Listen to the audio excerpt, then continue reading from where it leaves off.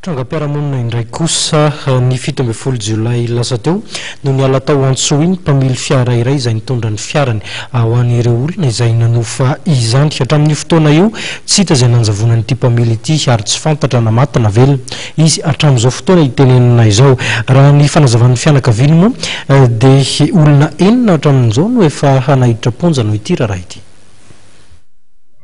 Ny 17 Jolay lasa teo no niala tao Antsohy hitondra olona nanofa ny fiaranetiny fano raim-pianakaviana 27 taona mpamily eo anivon'ny kooperativa izay mampitohy an'Antananarivo amin'ny Antsohy.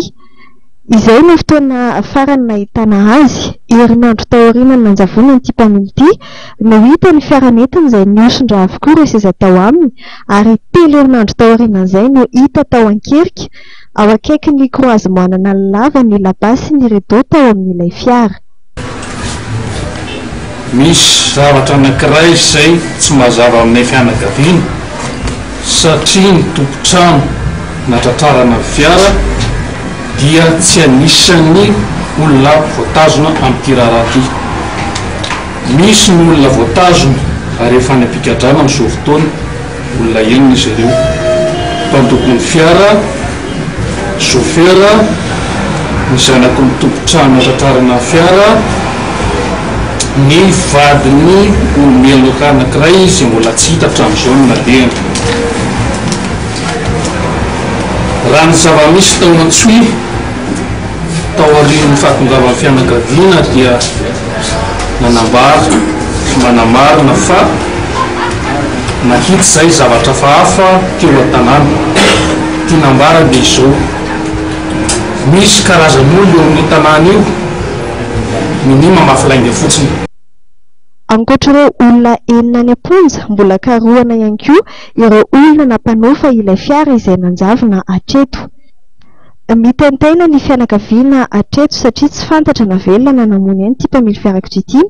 Mbola manjavozavy amin'izy ireo ihany koa ny marina mahakasika ity raharaha ity, ka nanaovan'ny fianakaviana ireo mpamily ary ireo kooperativa rehetra ety amin'ny tompo fiantsonan'ny fiara ety Ambodivona amin'ny anaovana ny fanadihadiana ka hivoahany marina tokoa mahakasika ity raharaha ity ary sy ny fandraisana andraikitra avy amin'ny tompony andraikitra. Dia fatin'ilay namanay zany nakaizy tsy fantatry hoe ary tsy fantatry hoe ary nefa le tôbila tratra ataon'le olona io herinandro ny tôbila atao mipetraka tao zay vao nalefa tany amin'ny polisy dia izy nay milaza hoe tsy nanolona tsara sitrapo nahita le tôbila dia manam-pahefana zany zavatra mampalelo atao zavatra andraikitra tokony voaraisa zany tsy fantatry hoe tokony misy pression zany azo aleoleo avoasambotra nefany dia ohatran'ny tsy ametraka fitoriana ihany koa ny avy amin'ny sindikana mpitatitra sy mampafy manoloana ity raharaha ity. Dia manaitra ny tompony ndraiky izay tany io dia anio ihany na farafahatarany raha bitso dia tsy maintsy anatona ny tompony andraikitra mpianay.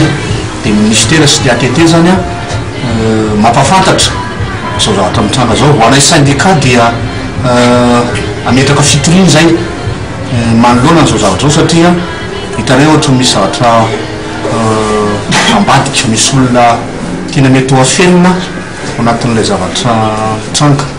Hoanay zany hoe ty zavatra ataonay ity dia manaitra ny daholo be zay mangataka ihany koa fiara-miasa amin'ny ireo malala tsara sitrapoa mba amin'ilay vaovao ny tompony raiky mpahefana na ny tenanay.